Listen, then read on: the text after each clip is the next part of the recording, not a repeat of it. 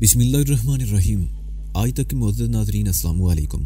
अब किस 75 मुलाहिज़ा फरमाएं। सड़क पर बसों वगैरह की आमदोरफ्त भी नजर आ रही थी। मेरे रुकने की वजह नीले रंग की वो गाड़ियां थी जो उस कच्चे रास्ते के इख्तिताम पर सड़क पर खड़ी थी और चंद लोग भी आसपास दिखाई दे रहे थे।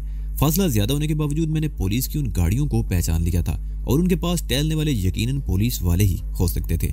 मेरा बदतरीन अंदेशा दुरुस्त निकला। मैंने गहरा सांस लेते हुए कहा, पुलिस ने नाकाबंदी कर रखी है। वो रास्ता कहाँ जाता है? मैंने गाड़ी घुमाते हुए पूछा। नमस्का थाना और खतीन के बीच में किसी जगह पुख्ता सड़क से जा मिलता है, समित्रा बोली। इसके अलावा और कोई चारा नहीं। पीछे से वो लोग भी आ रहे हैं। अगर हम घेरे में आ गए तो निकलना मुश्किल हो जाएगा। गिर तो हम चुके हैं, मैंने जवाब दिया और गाड़ी को वापसी के रास्ते पर डाल दिया। वो रास्ता ज्यादा कुशादा नहीं था। 2-2.5 मील आगे छोटी छोटी पहाड़ियां नजर आ रही थी और मेरा ख्याल था कि ये रास्ता उन्हीं पहाड़ियों में से होकर किसी तरफ निकलता था। पिकअप अब भी खेतों में बहुत दूर थी और मेरा ख्याल था कि सड़क पर पुलिस वालों ने हमें गाड़ी मोड़ते हुए देख लिया होगा। उनके पास 2 गाड़ियां थी। मुमकिन है एक गाड़ी हमारे ताकुब में आ जाए और दूसरी गाड़ी आगे जाकर दोबारा नाकाबंदी शुरू कर दे। मैं गाड़ी को खेतों में उस तंग से रास्ते पर तेजी से भगाता रहा। मेरा अंदाजा दुरुस्त निकला। पुलिस की एक गाड़ी को मैंने टीले पर देख लिया। हमारे दरमियान अगरचे फासला बहुत ज्यादा था मगर पुलिस ने गालिबन हमें हिरासा करने के लिए फायरिंग शुरू कर दी। रास्ता मजीद तंग हो गया। गाड़ी बार बार खेतों की मुंडीर से टकरा रही थी। हमारे और उनके दरमियान ज्यादा दूरी नहीं रह गई थी। सुर्ख पत्थरों की वो पहाड़ियां किसी कले की तरह नजर आ रही थी और मैं सोच रहा था कि अगर हम उन पहाड़ियों तक पहुंच जाएं तो शायद हमारे लिए आसानी हो जाए। पहाड़ी अब 20 फरलांग से ज्यादा दूर नहीं रह गई थी लेकिन आगे रास्ता बंद हो गया। पत्थर की एक 2 फुट ऊंची दीवार सी थी। मैंने गाड़ी रोक ली और मुतजस्सिस निगाहों से इधर उधर देखने लगा। फिर मैंने पीछे मुड़कर देखा। पुलिस की गाड़ी भी तकरीबन 300 गज पीछे रह गई थी। वो 8 पुलिस वाले थे जो गाड़ी से उतरकर पोजीशन ले रहे थे। नीचे उतरो, जल्दी करो, मैंने रत्ना और समित्रा की तरफ देखते हुए कहा। पहाड़ियों में हमें पनाह मिल सकती है, इसके अलावा कोई चारा नहीं। रत्ना पीछे मुड़कर अपना सूटकेस उठाने की कोशिश करने लगी। सूटकेस को छोड़ दो, हमारे पास इतना वक्त नहीं है, मैंने चीख कर कहा। मगर मत करो, मैंने उसकी बात काट दी। अगर इस सूटकेस के चक्कर में रहे तो अपनी जान से भी हाथ धो बैठोगी। मैं इंजन चलता छोड़कर नीचे उतर आया। उसी लम्हे पुलिस वालों ने फायर खोल दिया। फायरिंग की आवाज के साथ एक जोरदार धमाका हुआ। एक गोली गाड़ी के पीछे टायर में लगी। रत्ना और समित्रा बैक वक्त चीख उठी, समित्रा ये पिस्तौल मुझे दो और तुम दोनों उन पत्थरों की आड़ लेती हुई पहाड़ी की तरफ चले जाओ, मैंने चीख कर कहा और समित्रा के हाथ से पिस्तौल ले लिया। समित्रा और रत्ना गाड़ी से उतरकर पहाड़ी के दामन में बिखरे हुए बड़े बड़े पत्थरों की तरफ दौड़ने लगी। रत्ना के हाथ में सूटकेस देखकर मैं चौंके बगैर ना रह सका। वो गाड़ी से उतरते हुए अपना सूटकेस ले जाने में कामयाब हो गई। हवेली की तरफ से आने वाली पिकअप भी पुलिस की गाड़ी के पीछे रुक चुकी थी। 4 आदमी छलांग लगाकर पिकअप से उतरे। उन चारों के पास डबल बैरल बंदूकें थी। पुलिस वालों ने फिर फायरिंग शुरू कर दी। पुलिस की फायरिंग से गाड़ी का दूसरा पिछला टायर भी फट गया। पुलिस की गोलियों ने गाड़ी के पिछले हिस्से को चकनाचूर कर दिया और समित्रा पत्थरों की आड़ लेती हुई काफी दूर निकल गई। हम आहिस्ता आहिस्ता आगे बढ़ने लगे। मैंने एक फायर झोंक दिया। पुलिस की तरफ से बदस्तूर फायरिंग जारी थी। मैंने एक और फायर कर दी और मुड़कर पहाड़ी की तरफ भागने लगा। पुलिस वाले गाड़ी पर फायरिंग करते रहे लेकिन जब उन्हें एहसास हुआ कि हम लोग आगे बढ़ने लगे हैं, एक गोली गाड़ी के फ्यूल टैंक में लगी। गाड़ी एक अजीमुल जुस्सा शोले की तरह हवा में उछली और बिखर गई। समित्रा के दोनों सूटकेस गाड़ी में ही थे। उनमें भरे हुए पैसे बिखरने लगे। सामने नशेब में और खेतों में सोने की मूर्तियां भी अंगारों की तरह चारों तरफ बिखर गई। पुलिस वालों की पेशकदमी एक बार फिर रुक गई। मैंने इस मौके से पूरा फायदा उठाया और एक पहाड़ी की आड़ में दौड़ता हुआ रत्ना और समित्रा के करीब पहुंच गया। रत्ना के एक हाथ में सूटकेस था और दूसरे में पिस्तौल। मैंने उनके करीब पहुंचकर एक लम्हे को इधर उधर देखा और फिर एक तरफ इशारा करते हुए चीखा, उस तरफ, उस चट्टान के पीछे। रत्ना और समित्रा आगे थी और मैं उनके पीछे। मुझे यकीन था कि उस चट्टान के पीछे कोई ऐसा रास्ता जरूर होगा जो हमें इन पुलिस वालों से दूर ले जा सकेगा। पुलिस वाले अब फैलकर फायरिंग करते हुए आगे बढ़ रहे थे। हम उस चट्टान के पीछे पहुंच गए लेकिन मेरा अंदाजा गलत निकला। उस चट्टान के दूसरी तरफ भी दूर तक बड़े बड़े पत्थर फैले हुए थे। हम उन पत्थरों के पीछे दौड़ते रहे। पुलिस वाले चट्टान के करीब पहुंच चुके थे। वो बदस्तूर फायरिंग करते हुए अपना एमुनेशन जाया कर रहे थे। गोलियां पत्थरों पर लग रही थी और पत्थर टूट टूट कर बिखर रहे थे। आगे मुसलसल चढ़ाई थी। हमारे दौड़ने की रफ्तार कम हो गई। रत्ना और समित्रा तो बुरी तरह हाँप गई। रफ्तार कम होने की वजह से पुलिस के दरमियान हमारा फासला कम हो गया। इस वक्त हम तीनों एक ही पत्थर के पीछे पनाह लिए हुए थे। हमारे चारों तरफ गोलियां बरस रही थी। दूसरा बड़ा पत्थर हमसे तकरीबन 15 फुट आगे था। मैंने मोहतात अंदाज में इधर उधर देखते हुए समित्रा को उस पत्थर की तरफ दौड़ा दिया। गोलियां उसका ताकुब करती रही लेकिन वो खैरियत से अपनी मंजिल पर पहुंच गई। रत्ना, मैंने उसकी तरफ देखते हुए कहा, मैं पत्थर के उस तरफ इक्का दुक्का फायरिंग करके उन्हें अपनी तरफ मुतवज्जे रखता हूँ और तुम उस तरफ से दौड़कर समित्रा के पास पहुंचने की कोशिश करो, जल्दी करो। रत्ना ने इस बात में सर हिला दिया। मैंने गौर से उसकी तरफ देखा। हम लोग इस वक्त मौत के इज़ार में थे। रत्ना का चेहरा इस वक्त खौफ से बिल्कुल सफेद हो गया था। मैं दूसरी तरफ आकर पत्थर की आड़ से इक्का दुक्का फायर करने लगा। मेरा अंदाजा दुरुस्त निकला। पुलिस वालों की फायरिंग का रुख अब मेरी तरफ हो गया। गोलियां पत्थर पर लग रही थी और पत्थर के छोटे छोटे टुकड़े किरचियों की तरह उड़ रहे थे। मैंने रत्ना को इशारा किया, वो सूटकेस संभाले दूसरी तरफ भाग खड़ी हुई। अभी वो दोनों पत्थरों के दरमियान आधे रास्ते ही में थी कि किसी पत्थर से ठोकर खाकर लड़खड़ा गई और सूटकेस उसके हाथ से छूटकर गिर गया। वो 3-4 कदम आगे निकल चुकी थी। वो एक झटके से रुकी और सूटकेस उठाने के लिए वापस मुड़ी। रत्ना ने झुककर सूटकेस के हैंडल पर हाथ डाला ही था कि कई गोलियां उसके आसपास जमीन पर लगी। सुर्ख धूल का गुबार सा उड़ा और हवा के दोष पर फैलता चला गया। रत्ना भाग! मैं फेफड़ों की पूरी कुव्वत से चीखा। दूसरी तरफ से समित्रा भी चीख रही थी। रत्ना बड़ी तेजी से मुड़ी और समित्रा की तरफ दौड़ पड़ी। अभी उसने 2 ही कदम उठाए थे कि फिजा उसकी खौफनाक चीख से गूंज उठी। सूटकेस उसके हाथ से गिर गया। वो खड़े खड़े लहराने लगी। मैंने उसके जिस्म पर कम से कम 3 जगहों से खून के फुवारे फूटते हुए देखे। वो लहराते हुए संभल गई। उसने पिस्तौल को दोनों हाथ में पकड़ा और ट्रैगर दबाती चली गई। उसके पिस्तौल ने यके बाद दिगरे 3 शोले उगले और दूसरी तरफ से किसी पुलिस वाले की खौफनाक चीख सुनाई दी। कम से कम एक पुलिस वाला रत्ना के हाथों मारा गया था, मगर रत्ना को भी उसके बाद ट्रैगर दबाने का मौका नहीं मिल सका। पहली 3 गोलियां उसके पेट में लगी थी, जिनसे खून की धारें बह रही थी। वो फिर लड़खड़ाने लगी। मुखालिफ सिम से आने वाली अगली बाढ़ ने उसका सीना छीलनी कर दिया। कुछ गोलियां उसकी टांगों पर भी लगी। उसके जिस्म पर अब कई जगहों से खून की धारें बह रही थी। वो आखिरी मर्तबा लहराई और धड़ाम से नीचे गिरी। उसका एक हाथ सूटकेस के ऊपर था। मेरी आंखों के सामने अंधेरा सा छा गया। एक लम्हे को मेरे हवास गुम हो गए। मैं सर को जोर जोर से झटके देने लगा। आंखों के सामने छा जाने वाली धुंध छटने लगी। वो खौफनाक तरीन मंजिर मेरी आंखों के सामने था। खाक में हटी हुई रत्ना के जिस्म पर कई जगहों से खून बह रहा था और वो बेहिस हरकत हो चुकी थी। वो मेरी आंखों के सामने छिलनी होकर दम तोड़ चुकी थी और मैं उसके लिए कुछ नहीं कर सका था। मेरी आंखों में खून उतर आया। दिल कन पट्टियों में धड़कता हुआ महसूस होने लगा। इस वक्त दिल ये चाह रहा था कि पत्थर की आड़ से निकलकर अंधाधुंध फायरिंग करते हुए रत्ना के कातलों को मौत के घाट उतार दूं। लेकिन मैंने बड़ी मुश्किल से अपनी इस ख्वाहिश पर काबू पाया। ये वक्त जोश और जुनून के इजहार का नहीं, होश से काम लेने का था। इसमें शुबा नहीं कि मैं जोश में सामने आकर फायरिंग करते हुए एक आध पुलिस वाले को मौत की नींद सुला देता, मगर मेरा अपना अशर रत्ना से भी ज्यादा बुरा होता। वक्त का तकादा ये था कि मैं होश व आवाज कायम रखूं और यहाँ से निकलने की कोशिश करूं। मैंने सामने देखा, समित्रा दूसरे पत्थर से टेक लगाए खड़ी थी। उसका चेहरा धुले हुए लट्ठे की तरह सफेद हो रहा था। मैंने उसे बेहरकत रहने का इशारा किया और बहुत मोहतात अंदाज में पत्थर की आड़ से झांक कर देखने लगा। सामने कोई नजर नहीं आया। जाहिर है पुलिस वाले भी पत्थरों के पीछे पोजीशन लिए बैठे होंगे। मेरे पिस्तौल में 2-3 गोलियां ही बाकी थी और मैं इन्हें बहुत ज्यादा संगीन सूरत-ए-हाल के लिए इस्तेमाल करना चाहता था। मैंने रत्ना की लाश और उसके बाजू के नीचे दबे हुए सूटकेस का जायजा लिया और पत्थर के दूसरे किनारे की तरफ आ गया। यहाँ मैंने झुककर टेंस की गेंद के बराबर एक पत्थर उठाया। चलने में उसे हाथ में तोलता रहा, फिर उसे पूरी कुव्वत से मुखालिफ सिमत में उछाल दिया। पत्थर के गिरने की आवाज से पहले ही फिजा गोलियों की तड़तड़ाहट से गूंज उठी। मैंने पलटकर दूसरी तरफ दौड़ लगा दी। रत्ना की लाश के करीब झुकते हुए मैंने सूटकेस के हैंडल पर हाथ डाल दिया और बगैर रुके दौड़ता चला गया। सूटकेस मेरे हाथ में आ गया। अभी मैं समित्रा वाले पत्थर से चंद फुट ही दूर था कि फायरिंग का रुख मेरी तरफ हो गया।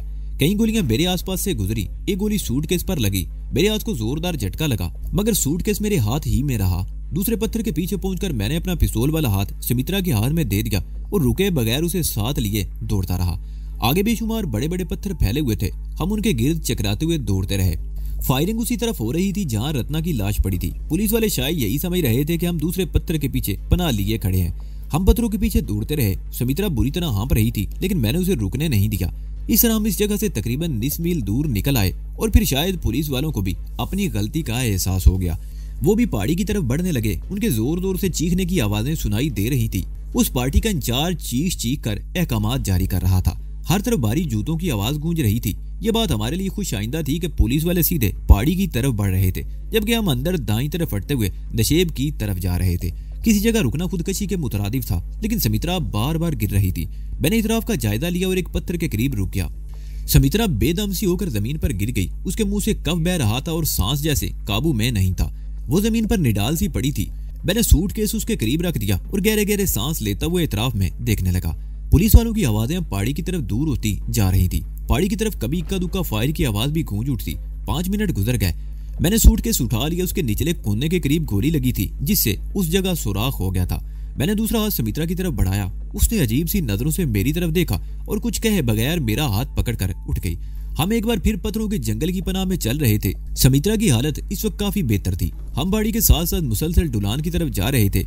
हमारे और पुलिस वालों के दरमियान फासला बहुत बढ़ गया था और फिर मैं ठिठक कर रुक गया। मेरा ख्याल था हम पहाड़ी के साथ साथ किसी और तरफ निकल आए होंगे, लेकिन पत्थरों के जंगल से निकलकर पहाड़ी के दामन से तकरीबन 50 गज के फासले पर खेत देखकर मैं चौंके बगैर ना रह सका। पहाड़ी और खेतों के दरमियान खारदार ऊंची झाड़ियां फैली हुई थी। मैंने आखिरी पत्थर की आड़ से झांक कर देखा। बाईं तरफ बहुत दूर खेतों में पुलिस की गाड़ी दिखाई दे रही थी। उसके पीछे वो पिकअप भी खड़ी थी, लेकिन आसपास कोई आदमी दिखाई नहीं दे रहा था, जिसका मतलब था कि पिकअप पर आने वाले रूप से आए के आदमी भी हमारी तलाश में पहाड़ी में जा चुके थे। पहाड़ी की तरफ जाना अब हमारे लिए मुमकिन नहीं था। मैंने सुमित्रा की तरफ देखते हुए कहा, हम इत्तेफाक से खेतों की तरफ निकल आए हैं और मेरा ख्याल है ये खेत हमारे लिए बेहतरीन पनाहगाह साबित हो सकते हैं। अगर वो हमें तलाश करते हुए इस तरफ आ गए तो, सुमित्रा ने रुक रुक कर कहा। उसका सांस फूला हुआ था। वो हमें पहाड़ी की तरफ ही तलाश करेंगे, ये तो वो सोच भी नहीं सकते कि हम दोबारा खेतों की तरफ निकल आए होंगे। मैंने कहा, लेकिन वो सामने पुलिस की गाड़ी खड़ी है, वहाँ कोई ना कोई मौजूद होगा, अगर हमें देख लिया गया तो। सुमित्रा बोली, वो गाड़ी बहुत दूर है, आसपास कोई भी नहीं दिखाई दे रहा।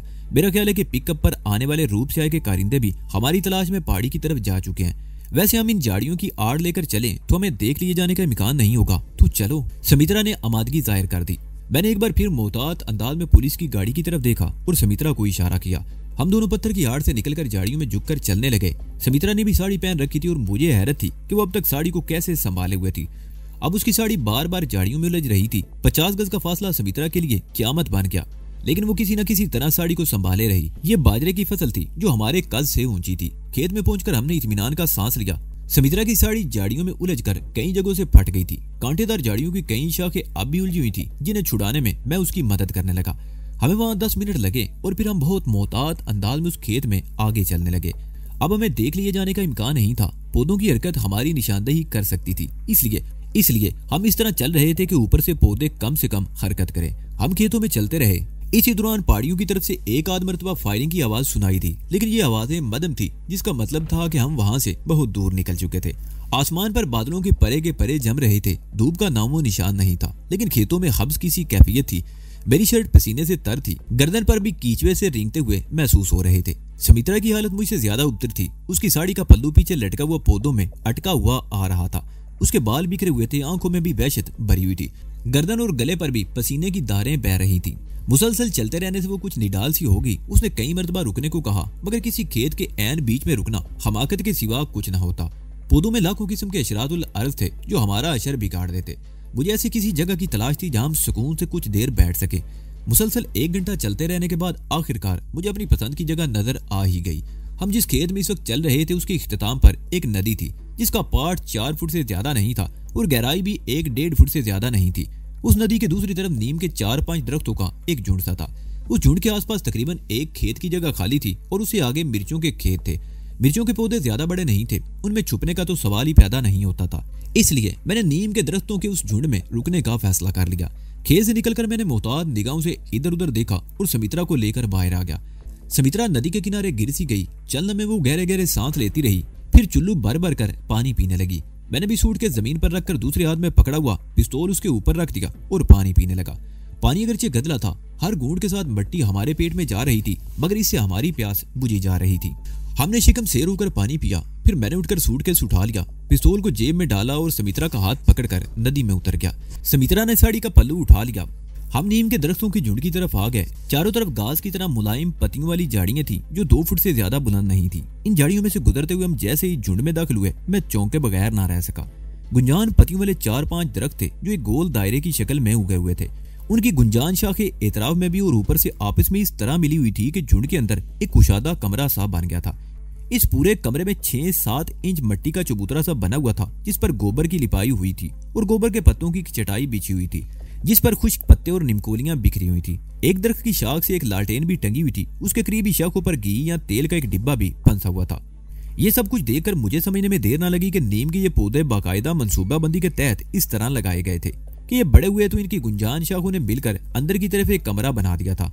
फर्श पर बिछी हुई चटाई और दरख्त की शाख से टंगी हुई लालटेन देखकर ही मैं समझ गया कि ये जगह किसी की रिहाइश के लिए इस्तेमाल होती रहती है। लेकिन चटाई पर बिखरे हुए खुश्क पत्ते और निमकोलियां देखकर ये अंदाजा भी लगाया जा सकता था कि कई रोज से किसी ने इस तरफ का रुख नहीं किया। हम दोनों ने मानी खेल निगाहों से एक दूसरे की तरफ देखा। सुमित्रा के होंठों पर खफीफ सी मुस्कुराहट आ गई, लेकिन दूसरे लम्हे उसकी आंखों में तशवीश उभर आई। ये सब कुछ देखकर लगता है यहाँ कोई रहता है। वो मेरी तरफ देखते हुए बोली, अगर इस तरफ कोई आ गया तो फिलहाल किसी के आने की उम्मीद नहीं। मैंने कहा, ये चटाई देख रही हो खुश्क पत्तों और निमकोलियों से भरी पड़ी है, इसका मतलब है यहाँ कोई नहीं आया। मैंने खामोश होकर इधर उधर देखा, फिर बोला, मेरा ख्याल है कि फसल पकने के दिनों में खेतों की हिफाजत के लिए कोई यहाँ रहता होगा। मुमकिन है बीच में कभी कभार कोई यहाँ आ जाता हो, लेकिन फिलहाल किसी के आने का इम्कान नहीं। वो देखो, वो क्या टंगा हुआ है शाखों में। समित्रा ने एक तरफ इशारा किया। मैंने उसकी तरफ मुड़कर देखा। एक दरख्त की शाखों में कोई बड़ा सा कपड़ा फंसा हुआ था। मैंने हाथ बढ़ाकर उसे खींच लिया। वो एक मैला सा तकिया था जिसमें अगरचे रुई बहुत कम थी, मगर तकिए का काम दे सकता था। मैंने वो तकिया झाड़कर समित्रा के हवाले कर दिया और चटाई उठाकर झाड़ने लगा। लो भाई, अब हम यहाँ आराम कर सकते हैं। मैंने चटाई बिछा दी। समित्रा ने तकिया चटाई पर एक तरफ रख दिया और फौरन ही आड़ी तिरछी होकर लेट गई। तकिए को दोहरा करके उसने सर के नीचे रख लिया। मैं सूटकेस से टेक लगाकर नीम तराज हो गया। खेतों में बेपनाह हब्स था जिससे हर लम्हा में अपना सांस कूटता हुआ महसूस हो रहा था, मगर यहाँ नीम के दरख्तों के नीचे किसी कदर ठंड थी। हम दोनों कुछ देर तक खामोशी से एक दूसरे की तरफ देखते रहे। फिर समित्रा ही ने सकूत तोड़ते हुए कहा, अगर वो लोग हमारी तलाश में इस तरफ आ गए तो क्या होगा? उसके लहजे में खौफ की झलक नुमाया थी। इसका इम्कान नहीं, मैंने कहा। वो लोग हमें पहाड़ियों की तरफ तलाश कर रहे हैं। हो सकता है हमारी तलाश में पहाड़ों की दूसरी तरफ तो निकल ही जाएं, मगर इस तरफ आने की तवक्को नहीं। वो सोच भी नहीं सकते कि हम जिस तरफ से भागे हैं दोबारा उसी तरफ भी आ सकते हैं। लेकिन हम कब तक यहाँ छुपे रहेंगे? समित्रा बोली। कम से कम आज का दिन तो, मैंने कहा, आज का दिन तो हमारी तलाश जारी रहेगी। हो सकता है कि पहाड़ियों में और उनके दूसरी तरफ मजीद फोर्स तलब कर ली जाए, लेकिन शाम के बाद उनकी तलाश का ये सिलसिला खत्म हो जाएगा और उसके बाद हम यहाँ से निकलने की सोचेंगे। बेचारी रत्ना, समित्रा ने अचानक ही मौजू बदल दिया। उसके लहजे में बेपनाह कर्ब था। मुझे उसकी मौत का बेहद दुख है। मैं उस खौफनाक मंजर को मुद्दतों तक नहीं भुला सकूंगी। रत्ना की मौत का दुख तो मुझे भी है, लेकिन गलती उसकी थी। मैंने अफसुर्दा लहजे में जवाब दिया।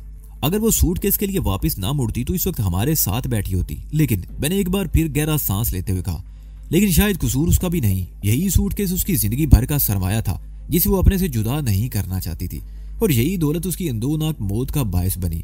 मैं एक बार फिर खामोश हो गया। चंद लम्हे गहरे गहरे सांस लेता रहा, फिर बोला, रत्ना मुझे जिंदगी की आखिरी लम्हों तक याद रहेगी। उसने मेरा बहुत साथ दिया, कदम कदम पर मौत से पंजा आजमाएगी। अगर वो मेरा साथ ना देती तो मैं इस वक्त तुम्हारे सामने ना बैठा होता, बल्कि माउंट आबू ही में कहीं मारा गया होता। उसकी वजह से भी मेरा हौसला बहुत बुलंद रहा। वो मेरी ढाल बनी रही और आखिरकार उसने मेरी खातिर जान दे दी। मैं उसे कभी नहीं बोल सकूंगा। हाँ, वो मुझे भी हमेशा याद रहेगी, समित्रा ने ठंडी सांस भरते हुए कहा। हम देर तक रत्ना के बारे में बातें करते रहे। रत्ना के जिक्र से फिजा सोगवार सी हो गई और फिर मैंने भी मौजू बदल दिया। कुछ देर बाद मैं सीधा होकर बैठ गया और सूटकेस का जायजा लेने लगा। सूटकेस के नीचे की तरफ दाएं कोने के पास गोली लगी थी। मेरा ख्याल था कि इस जगह करेंसी नोट हुए तो गोली लगने से जाया हो गए होंगे। सूटकेस मकफल था और उसकी चाबी रत्ना ही के पास थी, लेकिन थोड़ी सी कोशिश के बाद सूटकेस के दोनों ताले खोलने में मैं कामयाब हो गया। करेंसी नोट तो महफूज थे, उस तरफ कुछ जेवर वगैरह थे जिन्हें गोली से कुछ नुकसान पहुंचा था। बेचारी रत्ना तो इनसे फायदा ना उठा सकी। अब ये हमारे काम आएंगे, मैंने सूटकेस बंद करते हुए कहा। और मेरी तो सारी मेहनत जाया हो गई, समित्रा ने गहरा सांस लेते हुए कहा। मैं उसका मतलब समझ गया। वो माउंट आबू में पंडित बैरू के बंगले से 2 सूटकेसों में दौलत भर कर लाई थी। उसमें करेंसी नोटों के बंडल भी थे और तलाई जेवरात और सोने की मूर्तियां भी। पहाड़ी के करीब खेतों के आखिरी सिरे पर पुलिस मुकाबले के दौरान एक गोली लैंड क्रूजर के फ्यूल टैंक में लगी थी, जिससे लैंड क्रूजर आग के बहुत बड़े गोले की तरह उछलकर फट गई थी और उसमें मौजूद दोनों सूटकेसों में भरे हुए करेंसी नोट, तलाई, जेवरात और सोने की मूर्तियां भी आग के शोलों की तरह बिखर गई थी। और इस तरह समित्रा अपनी जिंदगी भर की पूंजी से महरूम हो गई थी। मैंने सूटकेस पहले की तरह तकिया बनाकर रखा और उससे टेक लगाकर बैठ गया। मेरा रुख समित्रा की तरफ था। समित्रा भी मेरी तरफ करवट लिए लेटी हुई थी। मैं माउंट आबू में अकाल शिवाल मंदिर से मुल्क पंडित बैरू के बंगले में 2.5-3 महीने रहा था। पंडित बैरू ने अपनी 2 दासियां मेरी सेवा के लिए मुझे दी थी। शिल्पा मेरे ज्यादा करीब हो गई थी और मैं उसके हुस्नो शबाब से लुत्फअंदोज होता रहा, मगर समित्रा पर हाथ साफ करने का मौका नहीं मिला। मंदिर की तबाही के बाद पंडित बैरू के दूसरे बंगले में भी कई रोज तक हम साथ रहे, लेकिन रत्ना हमारे साथ थी और समित्रा के बारे में ख्वाहिश होने के बावजूद मैं कुछ न कर सका। और फिर मैं रत्ना को लेकर माउंट आबू से निकल गया। 4 रोज पहले इत्तफाक से कोटपतली में समित्रा से मुलाकात हो गई। बातें करते हुए कई मरतबा मेरी और समित्रा की नजरें चार हुई। मैं उसकी नजरों का पैगाम पढ़ सकता था, लेकिन जानबूझकर उसे नजरअंदाज करता रहा। समित्रा भी शायद मेरे मूड को समझ गई थी। उसने इशारेबाजी तरक कर दी। हम एक दूसरे के करीब लेटे सरगोशियों में बातें करते रहे और फिर समित्रा की आंखें बंद होने लगी। वो भाग दौड़ करते हुए बुरी तरह थक गई थी और अब नींद उस पर गालिब आ रही थी। मैंने दूसरी तरफ करवट बदली और अब तक की सूरत का जायजा लेने के बाद सोचने लगा कि हम इस जहन्नुम से किस तरह निकल सकेंगे। मैंने अगरचे समित्रा को तसल्ली दे दी थी, इस तरफ किसी के आने का खतरा भी नहीं था, लेकिन इस इम्कान को नजरअंदाज तो नहीं किया जा सकता था। अगर पुलिस को शुबा हो गया कि हम पहाड़ियों के दूसरी तरफ जाने की बजाय खेतों में वापिस आ गए हैं, तो इस तरफ भी हमारी तलाश शुरू हो जाएगी। खेतों में हमें तलाश कर लेना आसान नहीं था, लेकिन सवाल ये पैदा होता था कि हम कब तक भूखे प्यासे यहाँ छुपे रह सकते थे। मेरे अंदाजे के मुताबिक अभी दिन के 11 बजे थे। पूरा दिन बाकी था। दिन की रोशनी में हम खेतों से निकल नहीं सकते थे। मुमकिन है ये रात भी हमें खेतों में ही गुजारनी पड़े, और अगर यहाँ से निकलते ही पुलिस से सामना हो गया तो हम क्या कर सकेंगे। हमारे पास अब सिर्फ एक ही पिस्तौल रह गया था जिसमें 2-3 गोलियां ही बची थी। दूसरा पिस्तौल रत्ना के पास था जो उसकी लाश के करीब ही पड़ा रह गया। मेरा ज़हन बुरी तरह उलझा हुआ था। ये सब कुछ सोचते उलझने कुछ और गंभीर होने लगी। मैंने तमाम ख्यालात ज़हन से निकाल दिए और खाली ज़हनी की कैफियत में आंखें बंद कर ली। पिछली रात भी मैंने जाकर गुजारी थी। सुबह 7 बजे के करीब हम रूप शाही की हवेली से निकले और उसके बाद की भाग दौड़ ने मुझे बुरी तरह थका दिया था। आंखें बंद करते ही नींद ने हमला कर दिया। मैंने आंखें खोल दी मगर नींद मुझे पिछाड़ने पर तुली हुई थी और आखिरकार एक तवील जिद्दोजहद के बाद मेरे आसाब जवाब दे गए और नींद से मैं शिकस्त खा गया। मैं पता नहीं कितनी देर सोया था कि सीने पर बोझ महसूस करके मेरी आंख खुल गई। सुमित्रा मेरे ऊपर लदी हुई थी। उसका चेहरा मेरे चेहरे के बिल्कुल करीब था और उसके गर्म गर्म सांस मेरे गाल से टकरा रहे थे। मैंने पूरी तरह आंखें खोल दी और तब इस वहशतनाक हकीकत का इंकिशाफ हुआ कि सुमित्रा के जिस्म पर लिबास नाम की कोई चीज ना थी। आसमान पर इस वक्त भी गहरे बादल थे और दरख्तों की झुंड पर गहरा अंधेरा था। मैं सुमित्रा की इस जुर्रत पर हैरान हुए बगैर ना रह सका। दिन का वक्त था और हम इस वक्त ऐसी जगह पर थे जहाँ किसी वक्त कोई भी काश्तकार आ सकता था। कहाँ तो सुमित्रा इस कदर खौफजदा थी और कहाँ वो इस कदर बेबाक हो गई कि हर खौफ को ज़हन से निकाल कर शैतानी ख्वाहिश की तकमील में जुट गई। और फिर मैंने भी सारे खौफ ज़हन से निकाल दिए। चंद मिनट बाद हम दोनों बेसुध पड़े एक दूसरे की तरफ देखते रहे और फिर एक मानूस सी आवाज सुनकर मैं चौंक गया।